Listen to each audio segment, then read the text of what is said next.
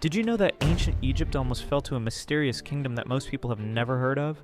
Around 4,200 years ago, when Egypt was at its weakest, a powerful kingdom called Yam rose up in what is now Sudan. These weren't just raiders, they were Egypt's most dangerous enemy. Yam controlled something Egypt desperately needed: the trade routes for gold, ivory, and exotic animals. Without these riches, Egypt would crumble.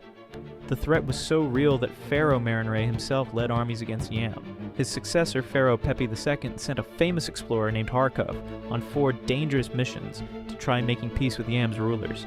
But Yam kept attacking. They launched invasion after invasion, even occupying parts of southern Egypt. The Egyptians were so terrified they built massive fortresses just to keep Yam out. Then suddenly, around 2000 BCE, Yam vanished from history completely. No one knows what happened to them. But for 200 years, this forgotten kingdom nearly changed the entire course of Egyptian civilization.